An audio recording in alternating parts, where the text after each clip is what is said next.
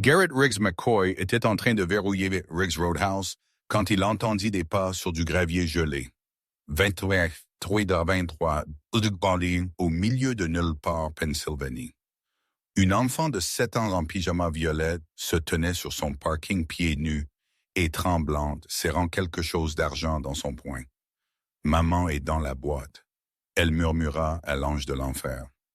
WDE l'a emmenée dans les bois. Elle m'a jeté ça pour que je sache. Elle ouvrit sa main. Une bague de mariage. Pendant 2,3 miles, Violet Bennett avait couru à travers des températures sous zéro, suivant le dernier message de sa mère. Ce qu'elle raconta à Riggs ensuite, et ce que 140 frères découvriraient dans les terres de chasse d'État comatrice exposerait un homme qui avait fait cela avant et un système qui avait regardé de l'autre côté. Avant que nous continuions, s'il vous plaît, appuyez sur ce bouton d'abonnement et faites-nous savoir dans les commentaires d'où vous regardez aujourd'hui. Maintenant, retour à l'histoire de Violette. Maman est dans la boîte. Les mots sortirent en nuages de vapeur blanc, la voix d'une enfant pieds nus coupant à travers le grondement des Harleys, tournant au ralenti devant le Roadhouse de Riggs. 23h23. La température était tombée à 12 degrés F. Refroidissement éolien à 4, et se tenant dans le parking en gravier, pyjama polaire violet trempé de neige, pieds laissant de petites empreintes rouges sur le sol gelé, serrant quelque chose d'argent dans son poing tremblant, était une petite fille qui ne devrait pas être vivante. Garrett Riggs McCoy avait été en train de verrouiller la porte d'entrée du bar quand il entendit le craquement de peu sur la glace. Tourna s'attendant à un frère ivre qui avait oublié quelque chose. Trouva une enfant à la place. 6'3", 240 livres, barbe grise striée, gilet en cuir avec des écussons qui disaient « Hells Angels et capitaine de route ». 44 ans de vie difficile gravés dans les jointures cicatrisées et un visage qui faisait traverser la rue aux étrangers. Mais Riggs avait aussi passé 7 ans à faire du bénévolat à l'hôpital pour enfants tous les mardis, à lire à des enfants qui mouraient. Des enfants qui lui rappelaient la fille qu'il avait perdue à la leucémie quand elle avait 9 ans. Des enfants qui voyaient au-delà de l'extérieur effrayant le géant doux en dessous. Alors, quand cette petite fille leva les yeux vers lui avec des yeux marron foncés qui contenaient plus de terreur que n'importe quel enfant ne devrait connaître, Riggs ne vit pas un problème. Il vit sa fille, vit chaque enfant malade à qui il avait jamais lu, vit le bébé de quelqu'un gelant à mort sur un parking tout en demandant de l'aide. Il tomba sur un genou, se fit plus petit, moins menaçant. « Salut ma chérie !»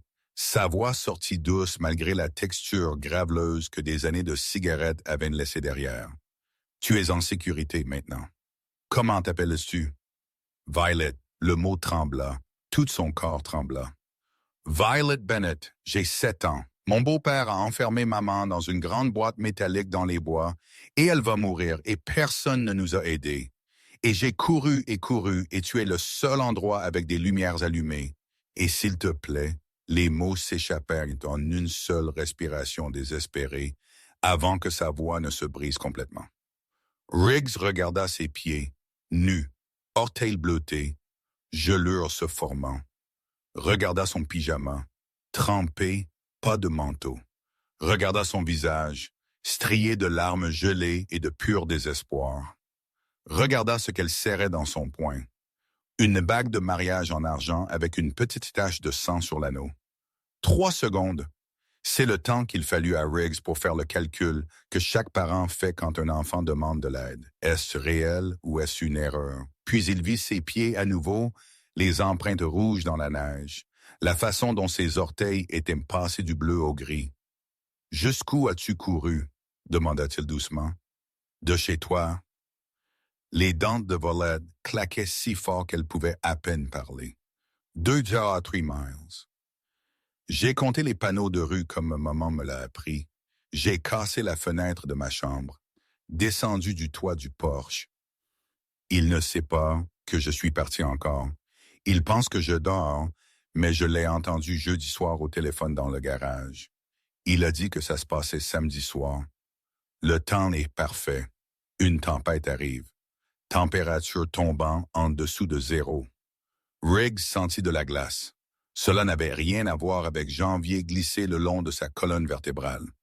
Qu'a-t-il dit d'autre, Violette? Il a dit, « La boîte est prête. Je la mettrai vers 18 heures. La conduirai à l'endroit. Dimanche matin, quand je découvrirai qu'elle est portée disparue, elle sera déjà partie. » L'hypothermie prend 8 à 10 heures à ces températures. La voix de Violet était étrangement stable maintenant, récitant l'horreur mémorisée. Il a dit, « Puis il n'y a plus qu'à attendre. Peut-être qu'elle sera trouvée au printemps. Peut-être jamais.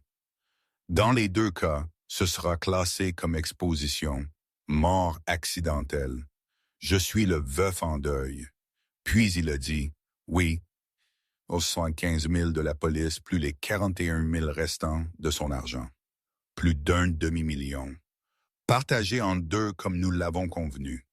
Puis toi et moi serions partis. Nouvelle vie à l'ouest. » Puis il a dit, sa voix s'est finalement brisée. Il a dit juste comme avec Rebecca. Personne n'a remis celui-là en question. Personne ne remettra celui-ci en question. Le parking devint absolument silencieux. Même les Harleys tournant au ralenti semblaient se calmer, moteurs retenant leur souffle.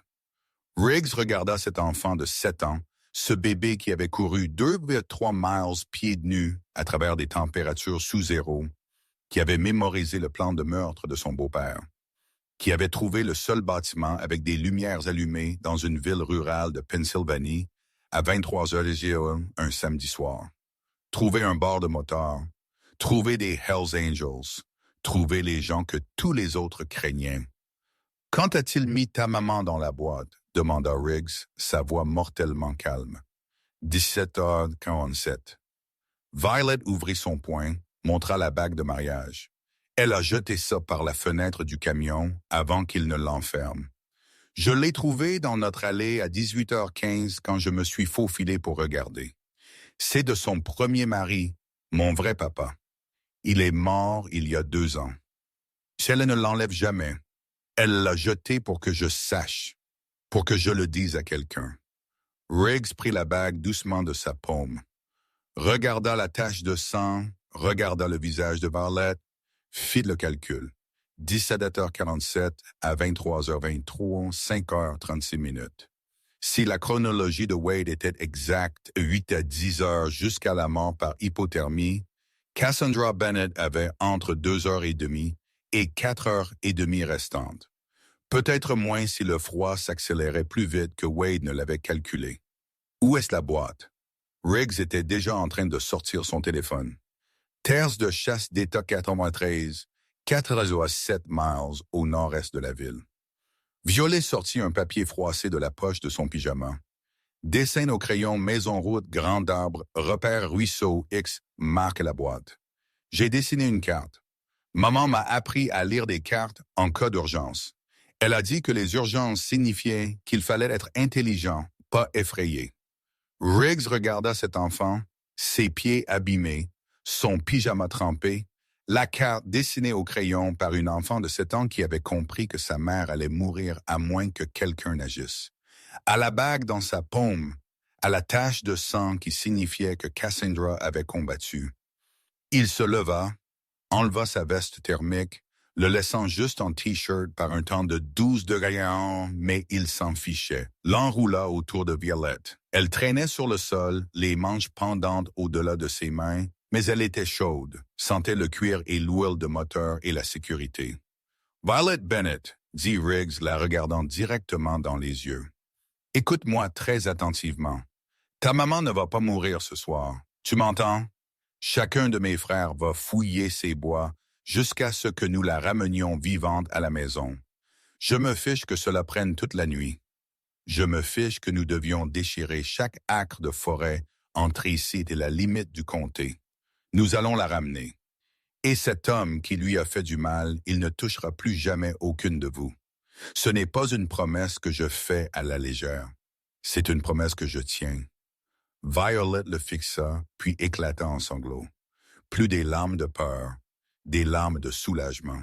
« Tu me crois? » Sa voix était si petite. « Je te crois. Et maintenant, tu vas me laisser finir ce que tu as commencé. Riggs la ramassa d'un seul mouvement. Elle pesait peut-être 50 livres, gelée, hypothermique. Donna un coup de pied pour ouvrir la porte du Roadhouse. À l'intérieur, deux frères nettoyaient après la fermeture. Wrench essuyant le bar, Track empilant les chaises, trousse de premier secours Track. Couverture thermique maintenant, la voix de commandement de Riggs coupa l'espace. Wrench, appelle chaque frère dans un rayon de 30 miles. Dis-leur que nous avons une mère enfermée dans un coffre métallique dans les Gamelands 93. Chronologie d'hypothermie, et une enfant de 7 ans qui vient de courir 2,3 miles pieds nus pour demander de l'aide. Les deux hommes restèrent figés pendant exactement 1 seconde, puis bougèrent. Track attrapa la trousse d'urgence derrière le bar. Wrench avait déjà son téléphone sorti, ses doigts volant sur l'écran. Riggs déposa Violet doucement sur le comptoir du bar. Track l'enveloppa de couverture thermique, vérifia ses pieds, son visage devenant sombre à cause des gelures. « Nous devons la réchauffer lentement », dit Track. Il avait été ranger de l'armée, formé comme médecin. « Trop vite et nous ferons plus de dégâts. Apporte-moi de l'eau tiède. Pas chaude. Tiède. » Wrench revint avec une bassine d'eau. Violet gémit quand Track y plaça ses pieds, mais il continua à lui parler d'une voix basse et calme à quel point elle était courageuse, à quel point elle s'en sortait bien, à quel point sa maman serait fière. Riggs s'écarta, sortit son téléphone, composa le numéro étiqueté V-Rex. Une sonnerie, 2 sonneries. La voix à l'autre bout était rauque de sommeil. Il vaut mieux que ce soit V-Rex. C'est une urgence. Riggs le coupa. J'ai besoin de chaque frère que nous avons.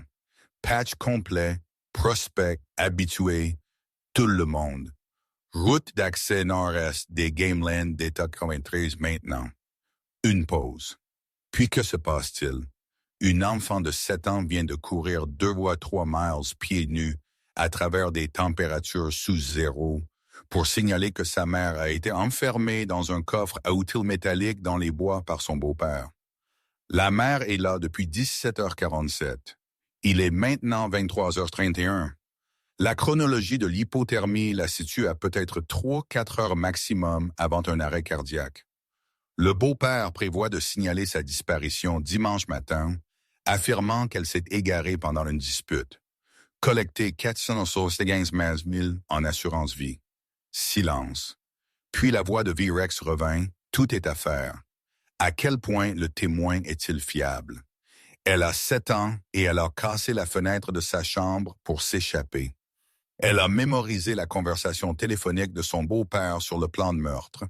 Elle a la bague de mariage de sa mère avec du sang dessus et Track la traite pour des gelures en ce moment parce qu'elle a couru 2,3 miles en pyjama et pieds nus pour trouver de l'aide. La voix de Riggs était toujours fiable. N'en dites pas plus, nous arrivons. La ligne se coupa. Riggs se retourna vers Violette. Track avait maintenant ses pieds enveloppés. Lui donnait de petites gorgées d'eau chaude. Ses tremblements diminuaient, la couleur revenait à son visage.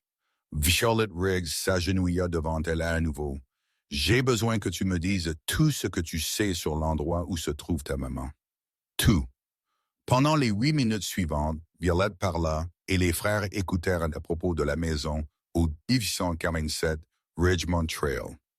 À propos de Wade Garrett, chef de chantier, pompier volontaire, diacre d'église, un homme bien en qui tout le monde avait confiance. À propos de la façon dont il avait charmé Cassandra 19 mois auparavant, après la mort de son premier mari. Comment il l'avait lentement isolée, l'avait éloignée de sa famille, avait pris son téléphone, avait cassé sa voiture, avait contrôlé tout l'argent de son règlement, 263 000 $ que Wade avait dépensé jusqu'à 41 000 $ en jeu de hasard et en soutien à une petite amie nommée Bryn.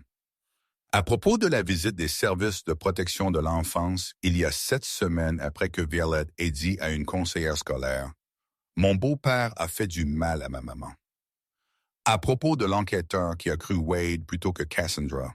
À propos de l'affaire classée comme non fondée. À propos de l'officier de police qui est venu quand un voisin a entendu des cris, qui a accepté le « je vais bien » de Cassandra sans poser de questions, qui a classé un rapport comme simple dispute verbale. À propos du pasteur qui a dit à Cassandra que le mariage est sacré quand elle a essayé de demander de l'aide, qui a cru l'affirmation de Wade selon laquelle Cassandra était instable à cause du chagrin. À propos de l'ordonnance de protection contre les abus. Cassandra a essayé de la déposer à propos du juge qui l'a refusé parce qu'il n'y avait pas d'arrestation, pas de condamnation, pas de preuves médicales documentées, à propos de la façon dont le système les avait trahis 4 fois différentes sur 5 mois, à propos de la façon dont la maman de Violette avait une côte fêlée. Wade ne la laissait pas se faire soigner, avait des marques de corde au poignet pour avoir été attaché, avait un ongle arraché en se battant lorsque Wade l'a forcé dans le coffre. À propos de Rebecca Lynn Garrett, la première femme de Wade qui était morte en janvier 2019, il y a exactement 6 ans, le même mois. Accident de véhicule seul, voiture dans une rivière glacée, indemnité d'assurance de 180 000 $. L'enquête a conclu à une mort accidentelle malgré des éléments suspects. La sœur de Rebecca avait dit à la police que Rebecca prévoyait de quitter Wade. Il l'a tué aussi, murmura Violet. Je l'ai entendu dire à sa petite amie. Il a dit juste comme avec Rebecca, personne n'a remis celui-là en question. Le Roadhouse s'était rempli pendant que Violet parlait.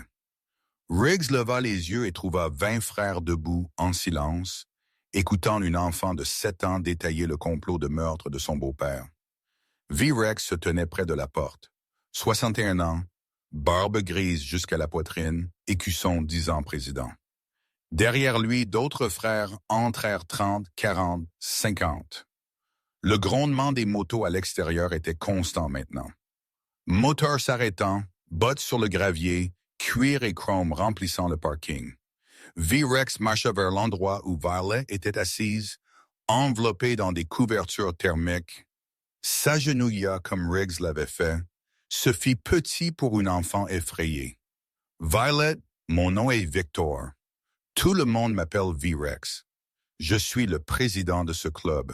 Cela signifie que quand je dis que quelque chose va arriver, ça arrive. Tu comprends? Violet hocha la tête. Nous allons retrouver ta mère. Nous allons la ramener à la maison. Et nous allons nous assurer que l'homme qui lui a fait du mal fait face à la justice, pas à la violence, pas à la vengeance. La justice, celle qui vient avec des menottes et des cellules de prison et des juges qui écoutent vraiment. Il fit une pause. Peux-tu être courageuse encore un peu? Combien de temps et encore? Peut-être 2 heures, peut-être 3, ou si longtemps qu'il le faudra. Violet regarda Riggs puis V-Rex. Autour de la pièce, 50 motards massifs en gilet de cuir, tous la regardant avec des expressions qui étaient à la fois terrifiantes et douces. « Restes-tu avec moi? » demanda-t-elle à Riggs. « Non, dit Riggs doucement, parce que je vais être dans ces bois à chercher ta maman. Mais Track ici, il désigna l'ancien ranger. Il va rester avec toi. Il a 2 filles de ton âge. Il sait comment prendre soin des enfants effrayés. Et Doc Patricia est en route. Elle était infirmière aux urgences. Elle s'assurera que tu vas bien pendant que nous travaillons. Tu promets que tu la trouveras? Je promets. Violet prit une respiration tremblante, fouilla dans la poche de son pyjama et sortit une petite figurine en plastique. Spider-Man, peinture écaillée. Bien aimé. Maman me l'a donné quand papa est mort. Elle a dit que Spider-Man protège les gens. C'est ce que font les héros. Ils protègent. Elle l'attendit à Riggs. Prends-la pour la chance. Ramène-la à la maison. Riggs prit le jouet, referma son poing massif autour d'elle doucement, la glissa dans la poche de son gilet juste au-dessus de son cœur. Je te la rendrai quand ta maman sera en sécurité. D'accord. D'accord. V-Rex se leva, se tourna vers les frères rassemblés. Sa voix porta comme un commandement. « Frères, une enfant de 7 ans vient de courir plus de 2 miles pieds nus par des températures sous zéro pour nous demander de l'aide. Elle a fait ce que 4 autorités différentes n'ont pas réussi à faire. Elle a vu le mal et elle a agi. Maintenant, c'est notre tour. Il brandit la carte au crayon de violette. Terres de chasse d'État 93, 4,7 miles au nord-est. Nous cherchons un coffre à outils métallique de 6 bar 3 pieds, probablement de marque Joe Bucks, de qualité industrielle. Une femme à l'intérieur nommée Cassandra Bennett. 31 ans, 5'4", environ 118 livres. Elle est là depuis 17h47. Il est actuellement 23h02. Cela nous donne peut-être 3 à 4 heures avant que l'hypothermie ne devienne fatale. Il regarda autour de la pièce. Track, tu restes avec Violette. Doc Patricia est en route. Tu coordonnes les soins médicaux pour l'enfant. Reaper, tu récupères tous les dossiers que tu peux sur Wade Thomas Garrett. Rapport d'accident sur Rebecca Garrett de 2019. Certificat de décès, police et d'assurance. Rapport des services de protection de l'enfance, tout. Smoke, tu es sur le numérique. Trouve la petite amie, Bryn. Trouve les relevés bancaires. Trouve les preuves. La voix de Virex se durcit. Tous les autres, vous êtes avec moi. Nous allons nous diviser en équipes de recherche. Schéma de grille militaire. Chaque acre de ces bois est couvert. Nous trouvons ce coffre. Nous ramenons Cassandra Bennett vivante à la maison et nous documentons chaque chose que nous trouvons parce que lorsque nous remettrons cela aux autorités, ce sera infaillible. Qu'en est-il du beau-père? Une voix appela de l'arrière. Frère plus jeune, peut-être 30 ans, écusson 10 ans à Tueur. Wade Garrett est chez lui en ce moment, pensant qu'il s'est tiré d'affaire avec un meurtre, dit Virex froidement. Il pense que sa femme est en train de mourir dans les bois et que sa belle-fille dort dans sa chambre. Il ne sait pas que Violette s'est échappée. Il ne sait pas que nous arrivons. Et au moment où il le comprendra, il sera trop tard. Il fit une pause. Laissez cela s'ancrer. Mais nous faisons cela correctement. Légal, intelligent. Nous ne sommes pas des justiciers. Nous sommes des témoins. Nous sommes des sauveurs. Nous sommes les gens qui interviennent quand le système échoue. Nous trouvons des preuves. Nous les documentons. Nous les remettons aux autorités qui agiront réellement. Claire, la réponse fut unanime. Alors allons-y. Chaque seconde que nous perdons à parler est une seconde que Cassandra Bennett n'a pas. Les frères sortirent du Roadhouse comme une opération militaire coordonnée. Les moteurs rugirent à la vie. Riggs enfila son gilet de cuir, reprit la veste thermique à Violette, la laissa envelopper dans des couvertures avec Track. Doc Patricia arriva alors qu'il montait. 53 ans, ancienne infirmière aux urgences, sergent d'armes actuel.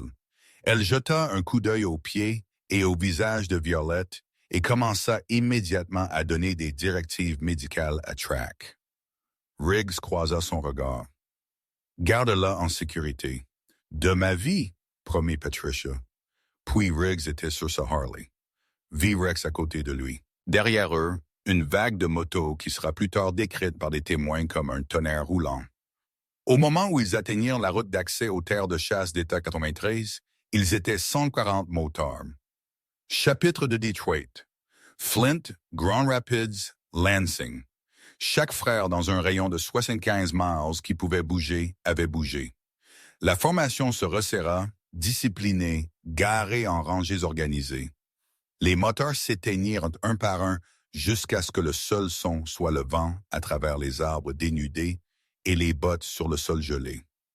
Virex brandit la carte de Violette, sortit une lampe de poche tactique.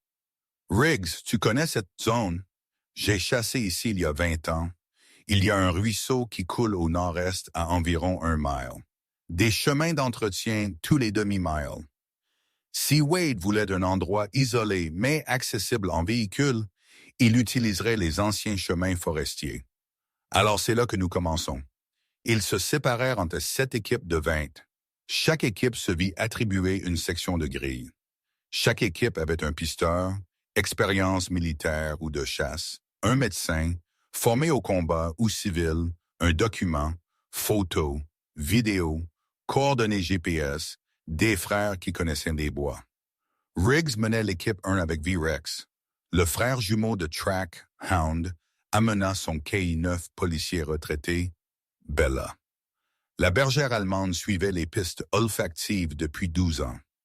Ils donnèrent à Bella la bague de mariage à sentir. Elle capta l'odeur immédiatement.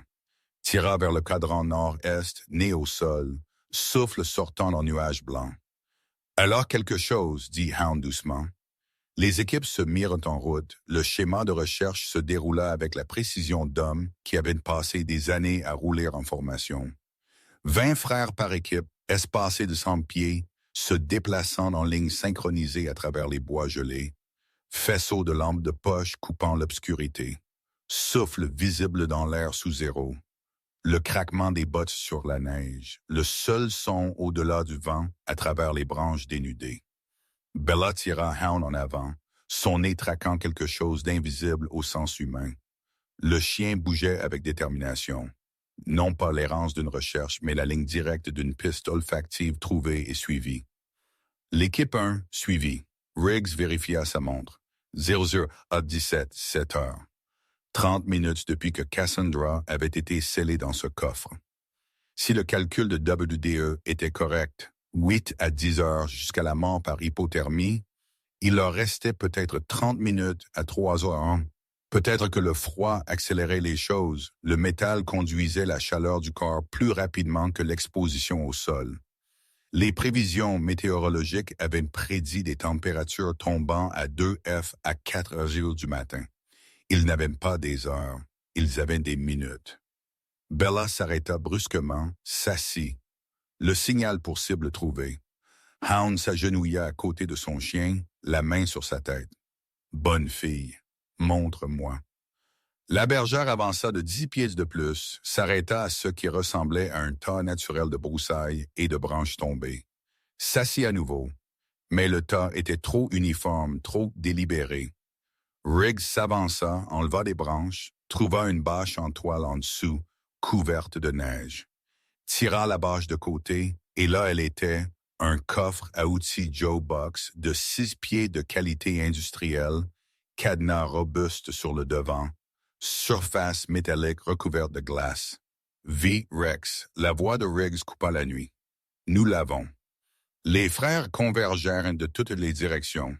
20 devinrent 40, devinrent 60, formant un périmètre autour du coffre. Lampes de poche créant un cercle de lumière dans les bois sombres. V-Rex s'agenouilla à côté du coffre, approcha son oreille du métal pendant 5 secondes. Silence absolu, chaque frère retenant son souffle. Puis le visage de V-Rex changea. J'entends respirer. Peu profonde, lente, mais respirée. Riggs sortait déjà des coupe-boulons de son sac. Chaque équipe transportait des outils. Reculés. Le cadenas était robuste, de qualité commerciale, le genre destiné à sécuriser des équipements coûteux, le genre destiné à garder quelqu'un piégé. Riggs positionna les coupe-boulons. Serra. Le métal résista. Il ajusta sa prise, cala ses pieds, serra plus fort. Ses bras tremblèrent d'effort. Le froid rendait le métal caissant, mais aussi ses mains engourdies. « Laisse-moi, » dit V-Rex, ajoutant sa force au poignet.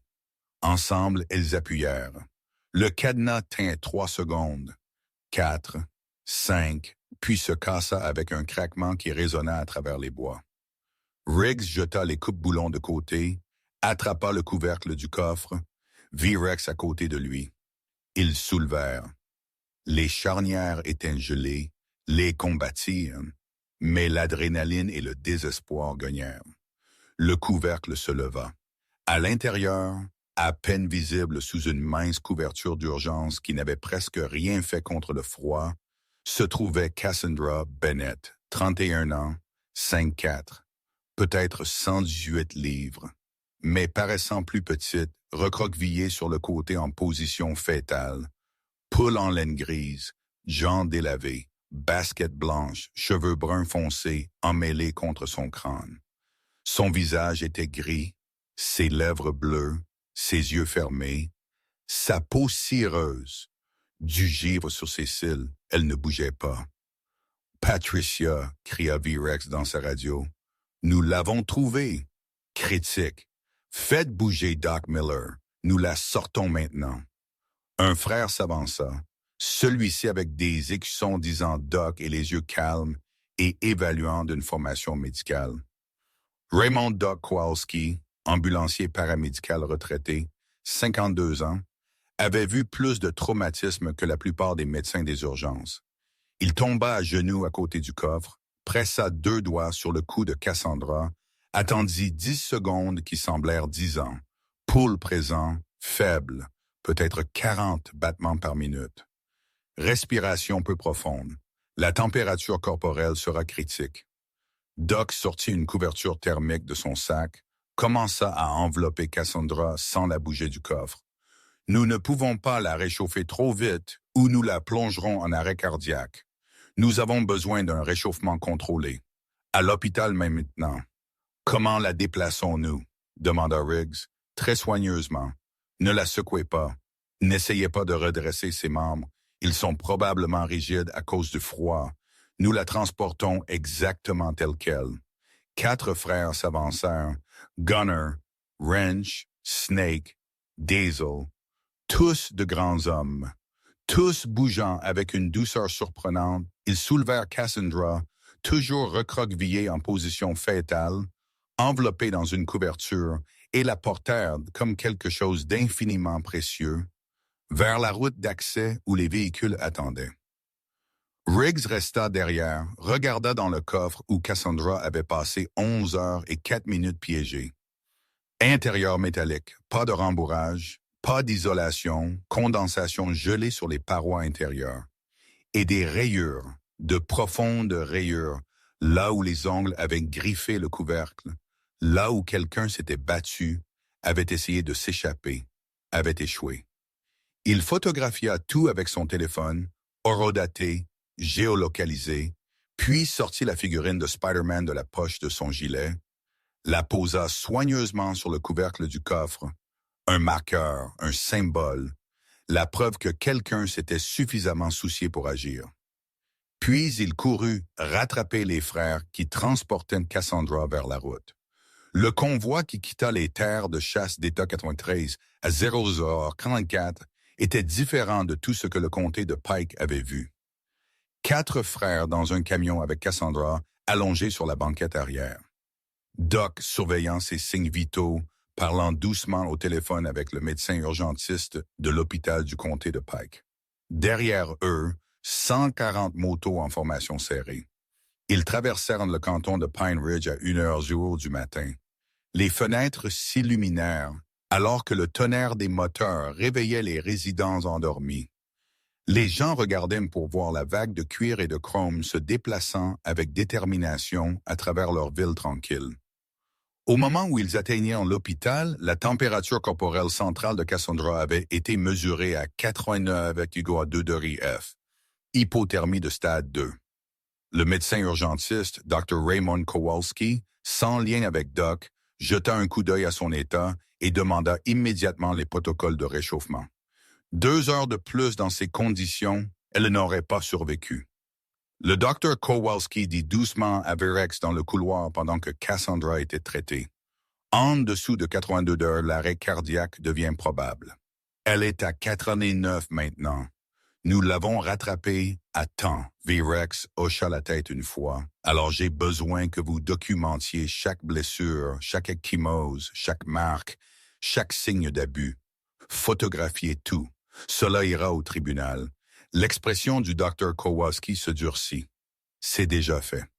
Pendant que Cassandra recevait des soins, le vrai travail commença. Reaper avait passé les 2 dernières heures à récupérer des dossiers. Maintenant, il se tenait dans la salle d'attente de l'hôpital réquisitionné par les Hells Angels. 60 frères remplissant chaque chaise et tapissant les murs avec un ordinateur portable et une expression sombre. Rebecca Lynn Garrett, dit Reaper en ouvrant des fichiers. La première femme de Wade est décédée le 14 janvier 2019, il y a exactement 6 ans et 4 jours. Accident de véhicule unique. La voiture est sortie du pont Henderson dans l'eau glacée. Elle avait 28 ans. Il tourna l'ordinateur portable pour que tout le monde puisse voir. Certificat de décès, rapport d'accident, documentation de paiement d'assurance, cause officielle du décès, noyade secondaire à un accident de véhicule. Mais voici ce qui est intéressant. Reaper fit défiler. La police d'assurance vie sur Rebecca était de 50 000 $ pendant les 3 premières années de leur mariage. Puis 9 semaines avant sa mort, Wade l'a augmenté à 180 000 $. Même schéma que Cassandra, dit V-Rex doucement. Schéma identique. Et regardez ceci. Reaper ouvrit un autre fichier. La sœur de Rebecca, Michelle Gorette, a déposé un rapport auprès de la police d'État de Pennsylvanie 3 jours après la mort de Rebecca. Elle a affirmé que Rebecca prévoyait de divorcer de Wade. Elle a affirmé que Rebecca avait peur de lui. Elle a affirmé que l'accident était suspect. Qu'est-il arrivé au rapport? Rejeté. Enquête conclue. La conduite de frein montrait des signes de corrosion. Cela pourrait être du sabotage. Cela pourrait être l'âge. La reconstitution de l'accident a noté que la voiture de Rebecca accélérait avant de heurter le garde-fou. Pas de freinage. Mais Wade avait un alibi. Une partie de poker avec des amis. Tout a été confirmé. Affaire classée comme mort accidentelle. Wade a encaissé 180 000 $. La pièce devint silencieuse. Donc, nous avons affaire à un tueur en série, dit Smoke de sa position près du mur, son ordinateur portable en équilibre sur ses genoux.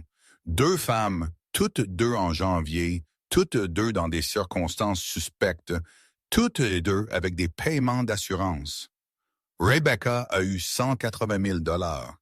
La police de Cassandra est de 475 000 $.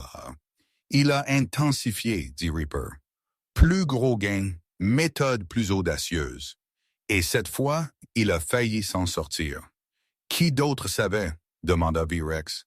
La petite amie, Bryn. Qui d'autre? Les doigts de Smoke volèrent sur son clavier. Bryn Michelle Colton, 32 ans, hygiéniste dentaire chez Scranton Smiles Dental. WDE la voit depuis 11 mois. Je suis dans ses messages textes maintenant. Légalement, V-Rex l'interrompit. Elle avait laissé son Facebook connecté sur un ordinateur public à la bibliothèque. Ses textes se synchronisent. Je lis juste ce qui est déjà accessible. La voix de Smoke était soigneusement neutre. 14 janvier, Bryn à Wade. Hâte d'être lundi. Nouvelle vie, nous voilà. 17 janvier, Bryn à Wade. Le temps est parfait. Elle ne passera pas la nuit. Chaque homme dans cette pièce l'entendit. Preuve écrite de complot en vue de commettre un meurtre. Capture d'écran de tout, ordonna V-Rex. Horodaté. Nous documentons un complot. Déjà fait. Et il y a plus. Smoke sortit les relevés bancaires. Compte joint au nom de Wade et Cassandra. Ouvert en août 2023 avec un dépôt de 263 000 $. Règlement de Cassandra suite au décès de son premier mari. Solde actuel 41 000 $, 312 $. Il changea d'écran. Compte personnel de Babaudeus séparé. Cassandra n'y avait pas accès. Montre des dépôts sur 19 mois totalisant 187 000 $. Correspondance exacte de l'argent manquant du règlement. Les retraits montrent Mohegan Sun Casino, 73 000 $ de perte de jeu. Paiement de loyer pour un appartement au nom de Bryn, 31 000 $. Acompte pour un camion Ram 2024, 58 000 $. Achat au comptant d'une Harley-Davidson, 22 000 $. Le calcul était accablant. Wade avait volé l'argent de sa femme, l'avait dépensé en jeu de hasard et pour sa maîtresse, avait souscrit une énorme police d'assurance vie, puis avait essayé de la tuer pour encaisser. Nous avons besoin de témoins, dit V-Rex. Des gens qui ont vu le système échouer. Ils arrivèrent au cours de l'heure suivante. Patricia Ann Owens arriva la première. 73 ans, voisine de Cassandra au 1847 Richmond Trail. Elle entra dans la salle d'attente, serrant son sac à main de ses mains arthritiques. regardant les moteurs rassemblés avec une peur qui se transforma lentement en quelque chose comme du soulagement. « Madame Owens », dit Raper doucement, en désignant une chaise qu'ils avaient mise à part pour l'intimité, « merci d'être venue. Je sais qu'il est tard. » « Est-elle vivante? » demanda Patricia immédiatement. « Cassandra, est-elle? » « Elle est vivante, critique mais stable. Nous l'avons trouvée à temps. » Le visage de Patricia se froissa. Elle s'assit lourdement. « Dieu merci. Dieu merci. J'aurais dû. J'ai entendu des cris. » Le 28 octobre, vers 21h, j'ai entendu une femme crier à côté. J'ai appelé la police. Mais quand ils sont venus, Wade a ouvert la porte, tout calme et amical. A dit que Cassandra avait laissé tomber quelque chose. C'était effrayé. L'officier leur a parlé séparément, mais Cassandra a dit que tout allait bien. WDE se tenait juste là dans l'embrasure de la porte à la regarder. Bien sûr, elle a dit que tout allait bien. Ses mains tremblaient. J'ai vu des ecchymoses sur ses poignets quand elle m'avait fait signe de la fenêtre, des marques violettes comme si quelqu'un l'avait attrapée. Mais chaque fois que je lui demandais si elle allait bien, elle disait oui à chaque fois. « Pourquoi n'avez-vous pas insisté davantage ?» demanda Reaper. « Pas accusateur, juste pour recueillir des informations. » Parce que je ne voulais pas empirer les choses, la voix de Patricia se brisa. Parce que j'ai 73 ans et je suis sourde d'une oreille, et je pensais que si j'intervenais, Wade pourrait lui faire plus de mal.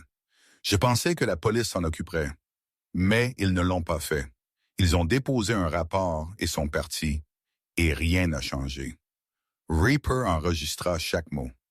Le révérend Mark Holland vint ensuite, 58 ans, pasteur de l'église communautaire de Penridge. Il semblait physiquement malade quand il entra dans la salle d'attente de l'hôpital et vit 60 motards des Hells Angels attendre. « On m'a dit que Cassandra Bennett est ici, dit-il doucement. »« Elle l'est, dit Borex. « Et vous allez nous dire pourquoi votre église l'a trahi. » Holland tressaillit, mais il s'assit et il parla. « Cassandra est venue me voir il y a 17 semaines, le 10 septembre, après le service du dimanche. Elle a attendu que tout le monde soit parti. Puis elle a dit, « Pasteur Mark, Wade me fait du mal, j'ai peur. » Je lui ai dit que je parlerais à Wade. Organiser un conseil matrimonial. Il se frotta le visage. Wade est membre depuis 15 ans. Diacre aide avec le petit déjeuner du ministère des Hommes mensuellement. Tout le monde le respecte. Alors quand je l'ai pris à part, lui ai dit que Cassandra avait des préoccupations. Il a eu l'air sincèrement blessé. A dit que Cassandra était instable depuis la mort de son premier mari, que le chagrin affectait son jugement, qu'elle avait besoin de soutien, pas d'accusation. Il a accepté le conseil. A dit qu'il voulait aider sa femme à guérir. Et vous l'avez cru? Reaper dit, « Je l'ai cru parce que je connais Wade depuis 15 ans et je connais Cassandra depuis 19 mois. Parce que Wade fait du bénévolat et donne la dîme et vient tous les dimanches. Parce que je ne pouvais pas concilier l'homme que je connaissais avec ce que Cassandra disait. » La voix de Holland tomba à un murmure. J'ai dit à Cassandra que le mariage est sacré, qu'il devrait surmonter les difficultés, que la prière lui donnerait de la force. Elle n'est jamais revenue à l'église et je me suis dit que c'était parce qu'elle était gênée, pas parce qu'elle était piégée. Il regarda V-Rex. J'ai choisi de croire à un homme plutôt qu'une femme terrifiée. C'est de ma faute et je porterai cela pour le reste de ma vie. La troisième témoin était Denise Marie Harmon, 41 ans, enquêtrice des services de protection de l'enfance du comté de Pike. Elle arriva les yeux cerclés de rouge et un dossier d'affaires serré dans ses mains. « J'ai reçu l'appel le 1er décembre, dit Denise, sa voix plate. Violet Bennett a dit à sa conseillère scolaire, « Mon beau-père a fait du mal à ma maman. » La conseillère, personne à signaler obligatoirement, a déposé. J'ai été assigné à l'enquête. Elle ouvrit le dossier, montra les papiers. J'ai visité la maison le 3 décembre. Wade Garrett a répondu, m'a invité immédiatement. Très coopératif, a dit qu'il aimait sa famille, que Cassandra luttait contre le chagrin depuis la mort de son premier mari, que Violet avait une imagination vive, Beaucoup d'enfants en ont. Après avoir perdu un parent, il était calme, raisonnable, préoccupé par l'état émotionnel de sa belle-fille. Avez-vous interrogé Cassandra séparément? Demanda Reaper. Oui, en privé. Dans la cuisine, pendant que Wade était dans le salon, j'ai demandé si quelqu'un lui faisait du mal. Elle a dit non. J'ai demandé si elle se sentait en sécurité. Elle a dit oui. J'ai demandé si Wade avait déjà été violent avec elle. Elle a dit non. La voix de Denise se brisa, mais ses mains tremblaient tout le temps. Et quand Wade a appelé du salon demandant si nous voulions du café, elle a tressailli, a réellement tressailli au son de sa voix. Et vous avez quand même clos l'affaire. Je n'ai trouvé aucune preuve d'abus, aucune blessure visible, aucune admission de la victime. Villett semblait bien soigné, vêtements propres, poids sain, à jour sur les vaccinations. Par politique, je devais la clore. Je l'ai marqué comme non fondé et je suis passé à autre chose. Elle regarda Reaper avec des yeux creux. Je traite 187 cas par an. J'ai 20 minutes par visite à domicile. Je suis censé identifier les abus, documenter les preuves, coordonner les services et clore les dossiers rapidement afin de pouvoir passer à la famille suivante en crise. Le système n'est pas conçu pour attraper les agresseurs sophistiqués. Il est conçu pour attraper les agresseurs évidents et clore tout le reste. Combien de cas classez-vous comme non fondés? Demanda V-Rex doucement. 91%. Le nombre restant en suspens comme du poison parce que 91% du temps, je ne peux pas prouver l'abus. Même quand je le soupçonne, même quand je vois des signes avant-coureurs, même quand chaque instinct dit que quelque chose ne va pas, je ne peux pas le prouver. Alors, je le classe. Elle déposa le dossier. Cassandra Bennett avait besoin que je sois assez courageuse pour insister davantage, pour faire confiance à mes instincts plutôt qu'à ma charge de travail, pour risquer de me tromper plutôt que de risquer de laisser une victime piégée. Je n'ai pas été assez courageuse, et elle a failli mourir à cause de cela. À 3h37 du matin, l'affaire contre Wade Thomas Garrett était plus que convaincante. Elle était accablante. 2 polices d'assurance sur 2 femmes décédées à 6 ans d'intervalle, toutes 2 en janvier, toutes 2 avec des circonstances suspectes. Des dossiers financiers montrant un vol systématique de l'argent du règlement de Cassandra, 57 000 $ dépensés en jeux de hasard, maîtresse, achats personnels, messages textes prouvant une conspiration entre Wade et sa petite amie Bryn. Une documentation médicale d'abus, côte fêlée, marque de corde, ongles arrachés, gelure due à son enfermement dans un coffre métallique pendant 11 heures. Le témoignage de la voisine, du pasteur, de l'enquêtrice des services de protection de l'enfance, tous documentant les échecs du système et les signes avant-coureurs ignorés. Le témoignage de Violette sur la conversation téléphonique entendue détaillant le plan de meurtre. Et Cassandra elle-même, vivante, capable de témoigner. Reaper passa un appel téléphonique à un ancien collègue qui avait réussi à entrer au FBI. Agent spécial Marcus Chen, 23 ans avec le bureau, spécialisé dans les homicides liés à la violence domestique. Marcus, c'est Reaper. J'ai quelque chose que tu dois voir ce soir. Maintenant, dans les 40 minutes, l'agent Chen arriva à l'hôpital du comté de Pike avec 2 autres agents et un procureur du district Est de Pennsylvanie. Ils entrèrent dans la salle d'attente pleine de Hells Angels et ne tressaillirent pas. L'agent Chen regarda V-Rex. « Montre-moi ce que tu as. » Pendant les 90 minutes suivantes, ils examinèrent tout. Chaque document, chaque photographie, chaque déclaration de témoin, chaque élément de preuve compilé par des motards qui avaient passé leur nuit à secourir une femme. Le système avait échoué 4 fois différentes. Quand ils eurent fini, l'agent Chen regarda les frères rassemblés avec quelque chose comme de l'admiration. C'est le cas de violence domestique le plus minutieusement documenté que j'ai vu en 23 ans, dit-il doucement. Vous avez fait notre travail à notre place. Nous avons fait notre travail, corrigea V-Rex. Votre travail est de vous assurer que Wade Garrett ne revoit plus jamais la lumière du jour. Où est-il maintenant? Demanda le procureur. Dernière localisation confirmée, sa maison. 1847, Ridgemont Trail. Il ne sait pas que Violet s'est échappée, ne sait pas que sa femme est vivante, ne sait pas que nous arrivons. L'agent Chen hocha la tête, se tournant vers les autres agents. Allons le chercher. Lorsque les agents fédéraux et la police d'État de Pennsylvanie arrivèrent au 1847 Ridgemont Trail à 5 heures du matin, 11h31 après que Wade Garrett ait enfermé sa femme dans un coffre métallique, ils le trouvèrent dans le garage en train de changer l'huile de son camion, portant un vieux jean et un t-shirt gris, de la graisse sur les mains, une radio parlante diffusant une publicité pour des pneus d'hiver, fredonnant, les mêmes mains qui avaient enfermé Cassandra dans un coffre gelé, le même camion qui l'avait conduite dans les bois, le même homme qui avait planifié chaque détail de sa mort, effectuant un entretien de garage ordinaire du samedi soir comme si c'était la chose la plus normale du monde parce que pour lui c'était normal. L'agent Chen montra son badge. Wade Thomas Garrett. Wade leva les yeux, confus. Oui. De quoi s'agit-il?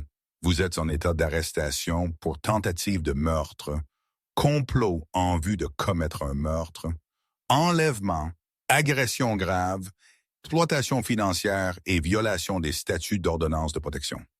Le visage de WDE devint inexpressif. Je pense qu'il y a une erreur, pas d'erreur, les mains derrière le dos. Il lui lurne ses droits dans le garage pendant que la radio du camion de WDE diffusait des publicités joyeuses. Le menottèrent alors que la graisse était encore humide sur ses paumes. Le conduisirent au véhicule fédéral tandis que les lumières des voisins s'allumaient et que les rideaux tressaillaient. L'homme qui avait essayé de tuer sa femme pour l'argent de l'assurance, qui avait tué sa première femme 6 ans plus tôt, qui avait charmé tout le monde, église, police, service de protection de l'enfance, voisins, pour qu'il pense que c'était un homme bien. Arrêté en changeant l'huile de son camion. Les monstres portent des visages ordinaires. À l'hôpital du comté de Pike, V-Rex rassembla la fraternité dans la salle d'attente. L'aube se levait dehors, lumière grise à travers les fenêtres. Des frères qui avaient été éveillés pendant plus de 24 heures, qui avaient roulé à travers des températures sous zéro, qui avaient fouillé des bois gelés pour une femme qu'ils n'avaient jamais rencontrée. Wade Garrett est en détention, annonça V-Rex. Accusation fédérale, tentative de meurtre, complot, enlèvement, agression, crime financier. Le procureur dit qu'il risque de multiples peines de prison à vie sans possibilité de libération conditionnelle. Et la petite amie? Demanda Gunner. Bryn Carlton arrêté simultanément à son appartement. Complot en vue de commettre un meurtre. Complicité avant le fait. Les messages textes ont scellé son destin. Rebecca, demanda un autre frère. La première femme. La police d'État de Pennsylvanie rouvre l'enquête. Avec Wade en détention et des preuves de comportement répétitif, il traite la mort de Rebecca comme un homicide. Pas un homicide accidentel. La pièce devint silencieuse. Puis V-Rex se tourna pour faire face à tous les frères rassemblés. 60 hommes qui avaient répondu à un appel de minuit, qui avaient tout laissé tomber pour sauver une inconnue. Frère, sa voix porta. Nous venons de faire tomber un homme qui a tué une femme, en a failli tuer une autre et aurait continué. Nous avons exposé la corruption au sein des services de protection de l'enfance, les échecs des forces de l'ordre, la négligence des institutions religieuses. Nous avons prouvé que lorsque le système échoue, nous intervenons, non pas par la violence, non pas par la vengeance, mais par la justice. Il fit une pause, tous en faveur de considérer cette mission accomplie et de transférer l'autorité complète aux poursuites fédérales. Pendant exactement 4 secondes, le silence, juste le bip lointain des moniteurs de l'hôpital et le murmure des bouches de chauffage et la respiration collective de 60 hommes attendant de voter. Puis chaque main se leva. Pas un instant d'hésitation, pas une seule voix dissidente. 60 hommes votant à l'unanimité pour faire confiance au système auquel ils avaient passé une vie à se méfier parce qu'une mère et une fille méritaient la protection de la loi, pas le chaos de la vengeance.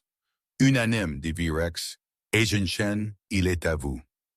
Mais nous restons jusqu'à ce que Cassandra soit stable, jusqu'à ce que Violet soit réunie avec sa mère, jusqu'à ce que nous sachions qu'elles sont en sécurité. Je n'en attendrai pas moins, dit l'agent Chen. Cassandra Bennett se réveilla 47 heures après avoir été sortie de ce coffre métallique. Se réveilla face à des coraux de plafond blanc et le bip régulier des moniteurs et des couvertures chaudes glissées autour de ses épaules. Se réveilla avec sa fille endormie dans une chaise à côté du lit d'hôpital. Petite main enroulée autour de 3 des doigts de Cassandra. Se réveilla avec un Hells Angel assis dans le coin lisant un magazine de moto. Écussons sur son gilet disant « Track ». Elle essaya de parler. Sa gorge était irritée, endommagée par 11 heures de respiration peu profonde à des températures sous zéro. Track leva les yeux immédiatement, posa le magazine, se déplaça vers le lit avec des mouvements prudents et non menaçants. « Doucement, dit-il doucement. Tu es en sécurité. Tu es à l'hôpital du comté de Pike. Ta fille est juste ici. Wade Garrett est en détention fédérale, faisant face à de multiples peines de prison à vie. Vous êtes toutes les deux protégées. Personne ne vous fera plus jamais de mal. » Les yeux de Cassandra se rempliront de larmes. Elle regarda Violet, le visage de sa fille, paisible dans son sommeil pour la première fois en 19 mois. « Où elle vous a sauvé, dit Track doucement.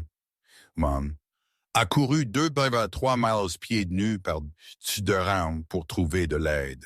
La chose la plus courageuse que j'ai jamais vue une enfant de cet enfer. C'est une guerrière. Ta fille tient ça de sa mère, je pense. » Les 72 heures suivantes se déroulèrent avec la même précision militaire que les frères avaient montré dans les bois.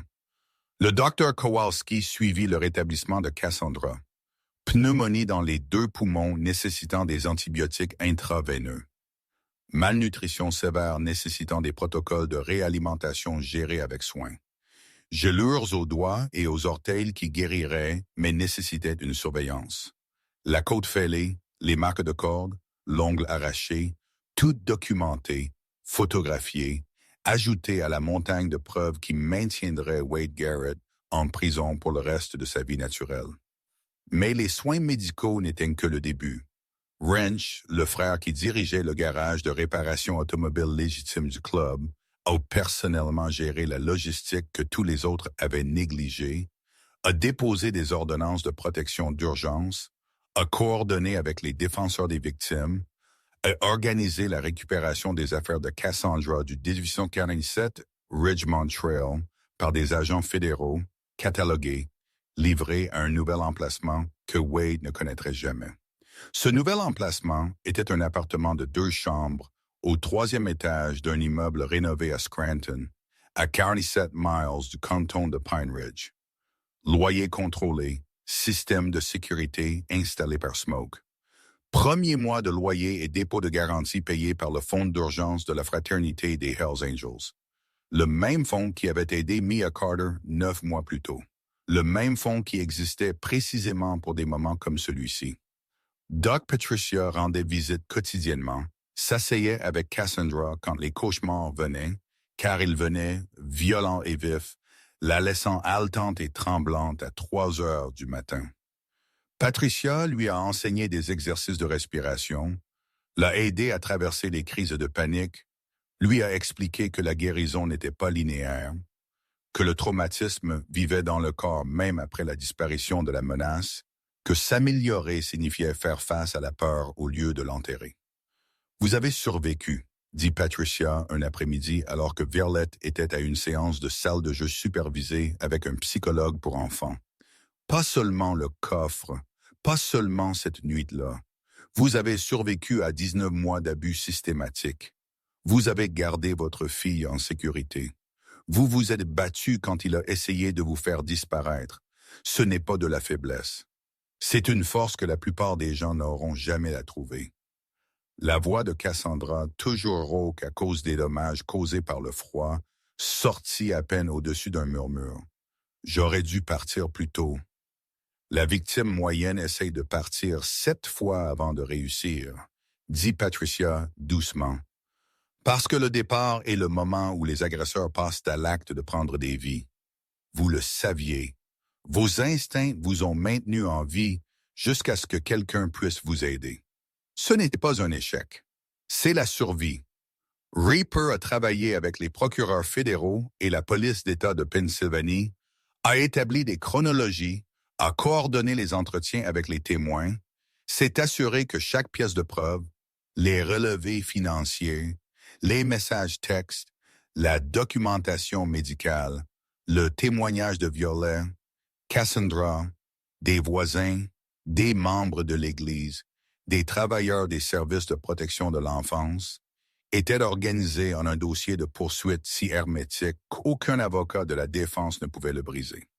W.D. Garrett a été accusé de tentative de meurtre, Cassandra, de complot en vue de commettre un meurtre avec Bryn Colton, enlèvement, agression grave, plusieurs chefs d'accusation, exploitation financière, vol de 187 000 $ d'actifs matrimoniaux, fraude à l'assurance, violation des statuts d'ordonnance de protection.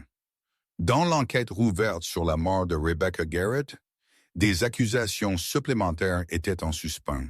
Meurtre au premier degré, falsification de preuves de fraude à l'assurance, la caution a été fixée à 2,5 millions de dollars. Wade, qui avait volé $250,000 et n'avait rien à montrer à part des dettes de jeu et une petite amie risquant 20 ans de prison fédérale, n'a pas pu la payer. Il attendrait son procès en détention. Et étant donné les preuves, le procès devrait être court, 3 jours maximum. Le procureur prévoyait une délibération du jury de moins de 2 heures. Bryn Colton a proposé un accord de plaidoyer en échange d'un témoignage contre Wade, l'a accepté immédiatement. Complot en vue de commettre un meurtre avec coopération. 18 ans au lieu de la vie. Elle témoignerait de chaque conversation, de chaque plan, de chaque détail de la façon dont Wade avait décrit se débarrasser de Cassandra de la même manière qu'il avait géré Rebecca. La petite amie qui avait accepté de partager un demi-million de dollars a eu 18 ans de prison fédérale. L'homme qui avait planifié 2 morts a eu de multiples peines de prison à perpétuité sans possibilité de libération conditionnelle. La justice n'était pas toujours parfaite, mais parfois elle fonctionnait exactement comme prévu.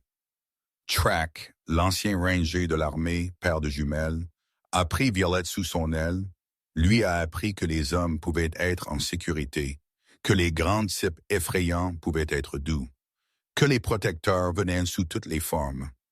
Lui et ses filles ont invité Violette chez eux pour des rendez-vous de jeu supervisés. L'ont laissé voir à quoi ressemblait une vie de famille normale. L'ont laissé se souvenir que toutes les figures paternelles n'étaient pas une menace. Smoke a mis en place un ordinateur portable sécurisé pour Cassandra.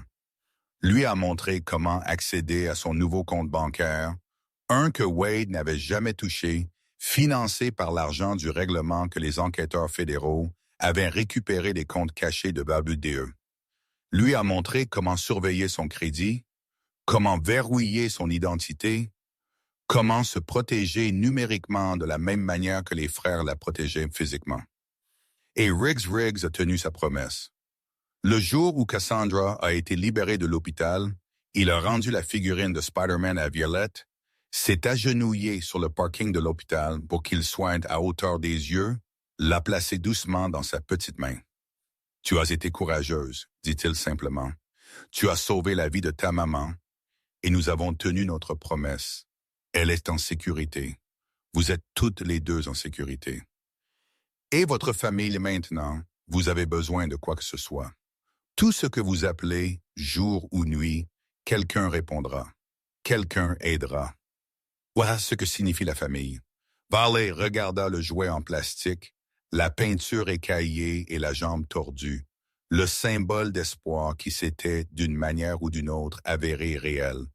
Puis elle le rendit à Riggs. « Garde-le, dit-elle, sa voix d'enfant de 7 ans claire et certaine. Parce que tu es mon protecteur maintenant et Spider-Man appartient au protecteur. Les yeux de Riggs s'illuminèrent. Il referma son poing massif autour du jouet, hocha la tête une fois, ne put parler.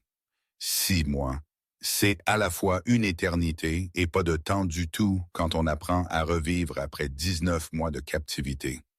Par un après-midi chaud de juillet, 6 mois, 3 semaines et 2 jours après qu'une enfant pieds nus ait couru à travers des températures sous zéro pour demander de l'aide à des inconnus, Cassandra Bennett se tenait dans une salle d'audience du comté de Pike pour l'audience de détermination de la peine de Wade Thomas Garrett. Le procès avait duré 2 jours et demi. Le jury avait délibéré pendant 93 minutes. Coupable de tous les chefs d'accusation, tentative de meurtre, complot, enlèvement, agression, crime financier dans l'affaire parallèle pour la mort de Rebecca Garrett, coupable de meurtre au premier degré. Maintenant, avec la salle d'audience bondée, 60 Hells Angels dans la galerie, Violet assise entre Cassandra et Doc Patricia, des agents fédéraux tapissant les murs. Le juge se préparait à prononcer la sentence. WDE était assis à la table de la défense dans une combinaison orange, menottée, le visage inexpressif. Le charmant pompier volontaire, le diacre d'église de confiance, le brave homme que tout le monde avait cru, dépouillé de ce qu'il avait toujours été en dessous. Un prédateur qui avait pris la vie de 2 femmes pour le profit. La juge Sharon Westfield, la même juge qui avait rejeté la requête de protection contre les abus de Cassandra 8 mois plus tôt, qui devait maintenant vivre avec cet échec, regarda Wade avec un mépris manifeste. « Monsieur Garrett, dit la juge Westfield, sa voix portant à travers la salle d'audience silencieuse. Vous avez utilisé votre position de confiance en tant que premier intervenant, membre d'Église, père de famille pour vous en prendre à des femmes vulnérables. Vous avez pris la vie de Rebecca Garrett en 2019 et avez encaissé 180 000 $. Vous avez tenté de prendre la vie de Cassandra Bennett en 2025 pour 475 000 $. Vous êtes un prédateur calculateur et sans remords qui voyait les êtres humains comme des opportunités financières. » Elle fit une pause. Pour la tentative de meurtre de Cassandra Bennett, prison à vie sans possibilité de libération conditionnelle. Pour complot en vue de commettre un meurtre, 25 ans consécutifs.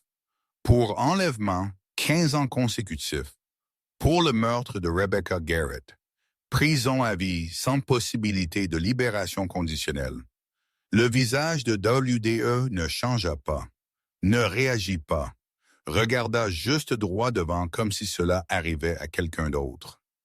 Vous passerez le reste de votre vie naturelle en détention fédérale, continua la juge Westfield.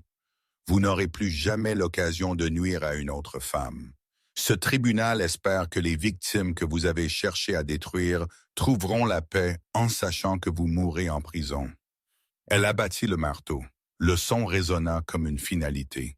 Cassandra sentit la main de Violette serrer la sienne. Sentit le bras de Patricia autour de ses épaules. Sentit 60 motards Hells Angels se tenant en témoins silencieux derrière elle. Sentit pour la première fois en 19 mois qu'elle pouvait respirer. Cette histoire ne parle pas vraiment de motards ou d'écussons ou de motos grondant à travers les bois gelés de Pennsylvanie à minuit. Elle parle d'une enfant de 7 ans qui avait toutes les raisons de se figer de peur, qui avait regardé sa mère souffrir pendant 19 mois, qui avait vu 4 figures d'autorité différentes échouer à aider, choisissant d'agir quand même, choisissant de courir 2,3 miles pieds nus à travers des températures sous zéro, parce que rester silencieuse signifiait que sa mère ne survivrait pas. Elle parle d'une mère qui a jeté une bague de mariage par la fenêtre d'un camion, comme un dernier acte d'espoir, qui a griffé un couvercle de coffre métallique pendant 11 heures, refusant d'abandonner, qui avait survécu à l'isolement systématique, au contrôle financier, aux abus physiques et à l'échec institutionnel pour ne faire face qu'à un complot de meurtre conçu pour ressembler à une exposition accidentelle. Elle parle de 140 hommes qui auraient pu choisir la violence et la vengeance, mais qui ont choisi la justice et la patience à la place, qui ont compris que la vraie force ne réside pas dans la force de frappe. Elle réside dans la minutie avec laquelle vous pouvez documenter les preuves, la rigueur avec laquelle vous pouvez construire un dossier, la perfection avec laquelle vous pouvez tout remettre aux autorités qui écouteront enfin. Il y a des Cassandra partout. Des femmes piégées dans des relations qui semblent normales de l'extérieur. Des femmes dont les agresseurs sont des pompiers volontaires et des diacres d'église et des hommes d'affaires respectés. Des femmes qui essaient de demander de l'aide et se font dire que le mariage est sacré ou qu'il semble être un homme bien ou qu'il n'y a pas de preuves. Et il y a des varlettes partout. Des enfants qui regardent leur mère souffrir. Des enfants qui savent que quelque chose ne va pas, mais ne savent pas à qui le dire parce que chaque adulte en qui ils ont eu confiance les a trahis. Vous n'avez pas besoin d'un gilet en cuir pour être un protecteur. Vous n'avez pas besoin d'une moto ou d'un écusson ou d'une fraternité de 140. Vous avez juste besoin de vous soucier suffisamment pour agir quand vous voyez le mal. Faites attention. Écoutez quand quelqu'un dit qu'il a peur, même s'il sourit en le disant. Croyez les victimes même quand les agresseurs sont charmants. Posez des questions inconfortables. Répliquez quand les figures d'autorité rejettent les préoccupations. Soyez la personne qui n'accepte pas que tout va bien quand chaque instinct dit le contraire. Tenez-vous dans l'intervalle entre une victime et le système qui l'a trahi. Parce que voici ce que Viola a éprouvé cette nuit glaciale de janvier.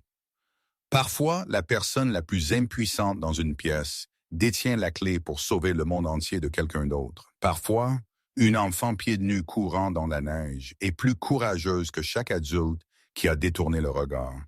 Et parfois, si elles sont très chanceuses, cette personne trouve une famille qui l'attend pour la rattraper quand elle tombe. Si cette histoire vous a ému, abonnez-vous à Gentle Bikers et partagez-la avec quelqu'un qui a besoin de se souvenir que de vrais protecteurs existent toujours.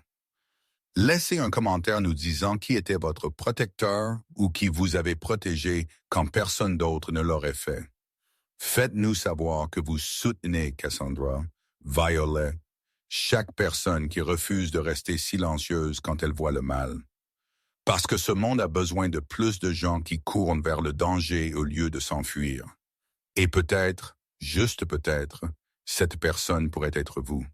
Le soleil se coucha sur Scranton par une chaude soirée de septembre, 9 mois après que les pieds nus d'une enfant aient laissé des empreintes rouges dans la neige, teintant le ciel d'orange et de rose. Dans un appartement de 2 chambres au 3e étage, Cassandra Bennett aida Wallace avec ses devoirs à la table de la cuisine. Feuilles de calcul, compréhension de lecture, travail normal de 2e année. Par la fenêtre vint le son lointain des motos, les frères lors de leur balade du soir, un rappel que la protection n'était qu'un appel téléphonique. Violet leva les yeux de sa feuille de travail. « Maman, Riggs peut-il venir à ma fête d'anniversaire le mois prochain? » « Bien sûr, ma chérie. » Et Track et Doc Patricia et V-Rex. Cassandra sourit, un vrai sourire, celui qui atteignait ses yeux, celui qu'elle n'avait pas réussi à avoir pendant 19 mois. « Nous pouvons inviter tout le club si tu veux. »« Je veux ça. » Violet retourna à ses mathématiques, ajouta « Parce qu'ils sont la famille. » Ils sont la famille. Au coin du comptoir de la cuisine se trouvait une petite figurine en plastique de Spider-Man. Celle que Violet avait donnée à Riggs. Celle qu'il avait rendue après la détermination de la peine de WDE. Celle qui montait maintenant la garde sur leur nouvelle vie. Peinture écaillée, une jambe tordue. Un symbole qu'un espoir impossible s'avérait parfois réel. Cassandra la ramassa, la tint un instant, la reposa. Demain, elle emmènerait Violet à son rendez-vous de thérapie. La semaine prochaine, elle commencerait son nouveau travail, assistante administrative dans un cabinet d'avocats spécialisé dans les cas de violence domestique, parce qu'elle voulait aider d'autres femmes comme elle avait été aidée. Dans 2 mois, elle demanderait le divorce de la succession de son premier mari pour reprendre officiellement son nom de jeune fille. Ce soir, elle finirait les devoirs avec sa fille, préparerait le dîner dans une cuisine qui lui appartenait, dormirait dans un lit dans une pièce chaude, dans un endroit sûr où personne ne contrôlait ses mouvements, ni ne surveillait sa respiration, ni ne planifiait sa mort. Et quelque part en Pennsylvanie, une autre femme qui avait besoin d'aide trouverait, espérons-le, sa propre voie, son propre protecteur, son propre salut impossible. Parce que Violet Bennett avait prouvé quelque chose cette nuit froide de janvier quand elle a couru pieds nus dans la neige avec une bague en argent serrée dans son poing. Les miracles ne viennent pas toujours du ciel. Parfois, ils viennent d'une enfant en pyjama violet et du courage de murmurer 6 mots impossibles à un inconnu. Maman est dans la boîte. S'il vous plaît, aidez-moi.